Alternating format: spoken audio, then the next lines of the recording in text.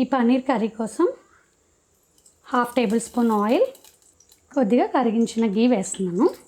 Oil గీ heat అయ్యాక బిర్యానీ ఆకు, 4 లవంగాలు, కొద్దిగా జీలకర్ర, ఇవి కొద్దిగా వేగాక ఉల్లిపాయ ముక్కలు వేస్తున్నాం. ఉల్లిపాయ ముక్కలు వేగాక అల్లం, 1 ఇంచు అల్లం ముక్కలు, 4-5 వెల్లుల్లి రెబ్బలు కూడా వేసుకుని వేగనివ్వాలి. ఇవి త్వరగా వేగడానికి ఒక 1/2 స్పూన్ సాల్ట్ యాడ్ చేసుకుంటున్నాను. ఇవన్నీ కూడా వేగాక 3 టమాటాలు వేసుకొని మెత్తగా మగ్గనివ్వాలి. టమాటా ముక్కలు ఇలా మెత్తగా మగ్గాలి. కొంచెం క్యాషనట్ కూడా వేసి మరొక 5 మినిట్స్ ఇలా మెత్తగా మగ్గనివ్వాలి. నేను ఈ పన్నీర్ కోసం మోడల్ డైరీ నుంచి పన్నీర్ తెప్పించాను. ఈ పన్నీర్ని ఫస్ట్ క్యూబ్స్గా కట్ చేసుకుందాం.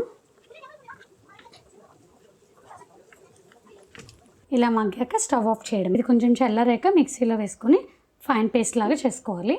ఇది చల్లారింది కదా, ఇప్పుడు మనం జార్లోకి తీసుకొని ఫైన్ పేస్ట్ లాగా చేసుకుందాం. ఇప్పుడు అదే ప్యాన్లోకి ఒక 1/2 టేబుల్ స్పూన్ ఆయిల్ యాడ్ చేసుకుందాం.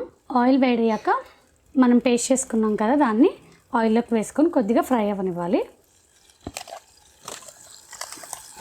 ధనియా పౌడర్ 1 స్పూన్, జీరా powder 1 spoon, garam masala 1 spoon, కారం ఒక 1/2 స్పూన్. ఇదంతా ఇలా దగ్గరికి వచ్చాక కొద్దిగా ఎసరు పోసుకుందాం. ఎసరు కొంచెం ఉడుకు పట్టాక ఈ పన్నీర్ క్యూబ్స్ని ఇందులోకి వేసుకుందాం.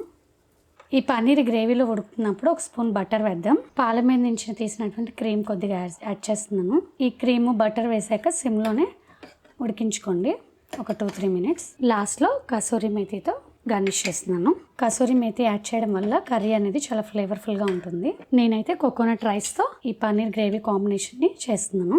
ఒక 1/2 స్పూన్ షుగర్ యాడ్ చేసుకోండి. సేమ్ మనకి రెస్టారెంట్ స్టైల్ అనేది వస్తుంది. చూసారు కదా కర్రీ. మరి మీరు ఎప్పుడు ట్రై చేసిన కామెంట్ చేస్తారు.